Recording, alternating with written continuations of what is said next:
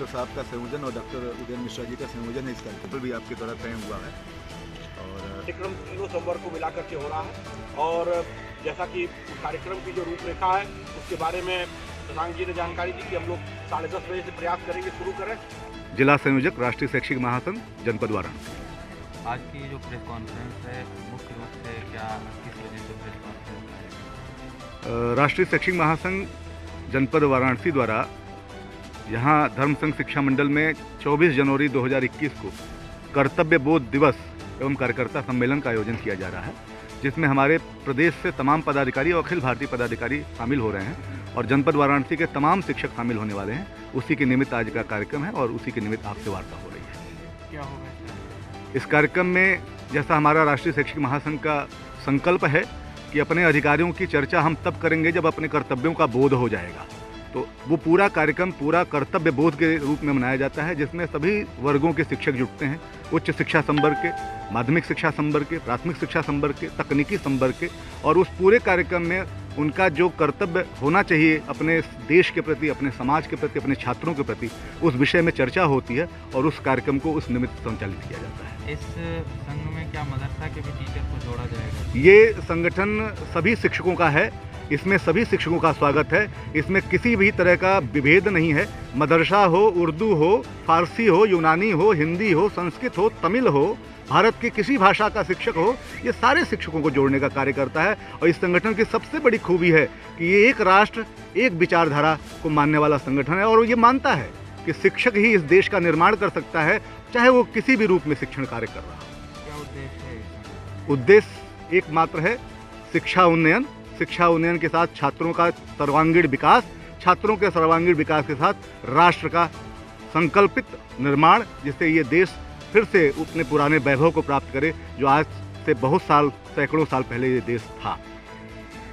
मैं ज्योति प्रकाश, शिक्षक संकुल ब्लॉक चोलापुर वाराणसी। ज्योति जी, ये किस तरीके का आयोजन होने जा रहा है?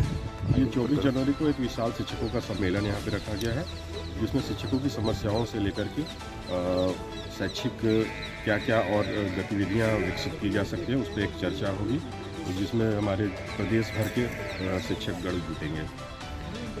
कहाँ से मुख्य रूप से शिक्षक, जैसे BHU बड़ी हमारे प्रदेश स्तर के सारे पदाधिकारी हैं, शिक्षक शैक्षिक महासंघ के, और जिले के हमारे जिला बेसिक शिक्षा अधिकारी महोदय होंगे चीफ गेस्ट उसमें। और बात की जाए किस तरीके का, मतलब क्या उद्देश्य है इसको करने का? उद्देश्य यही है शिक्षा में और सुधार कैसे किया जा सकता है और ये निजी शिक्षकों की जो निजी दिक्कतें कुछ हैं उसको कैसे दूर किया जा सके, उनकी समस्याओं पे बातें की जाएंगी।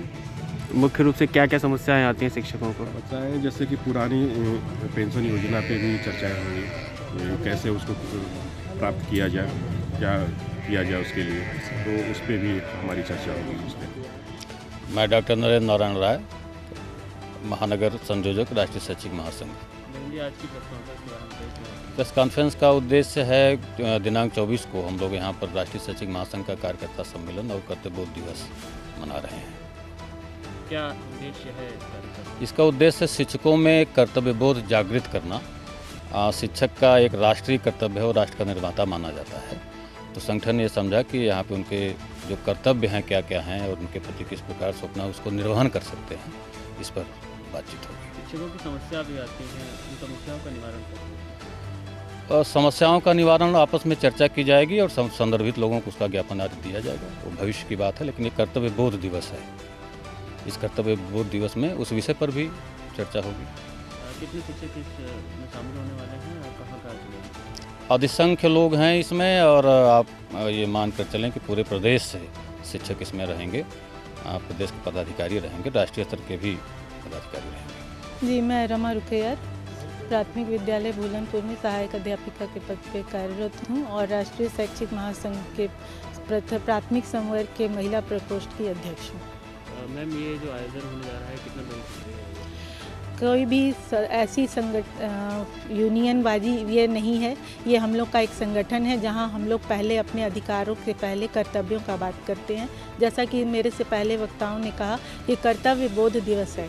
कहा जाता है कि शिक्षक ही राष्ट्र का निर्माता है। ये बात बिल्कुल सच है। हमारे कर्तव्य बोध से ही पूरे समाज में कर्तव्य की बातें आगे बढ़ेगी। इसलिए हम लोग इसको बहुत ही उसमें पॉजिटिविटी से इस चीज़ को देख रहे हैं कि ऐसा संगठनात्मक कार्यक्रम हमेशा होते रहना चाहिए। महिला शिक्षिकाओं को कितना? जी हाँ, महिलाएं तो हर क्षेत्र में आज अग्रणी हैं और प्राथमिक वर्ग में महिलाओं ने बहुत अच्छा काम किया है। आज जो कोविड सेंटर चल रहा है उसमें हमारे प्राथमिक विद्यालय के ही शिक्षिकाएं हैं जो वहाँ हेल्पलाइन डेस्क पे काम कर रही हैं। इसके अलावा हम लोग सरकार के द्वारा दिए गए सारे दायित्वों को बहुत अच्छी तरह निभा रहे हैं पढ़ाने के साथ साथ। जैसा कि आपको शायद विदित होगा कि स्कूल बंद है कोविड के चलते, लेकिन हम लोग मेरा विद्यालय मेरा घर के कार्यक्रम के तहत घर घर जाकर बच्चों को पढ़ा रहे हैं। तो इसलिए महिलाएं जब ये कर्तव्य बोध दिवस के रूप में आएंगी, हम और आना ही है उनको, ये निश्चित है, तो वो कर्तव्य की भावना पूरे समाज में विकसित प्रसारित करेंगी।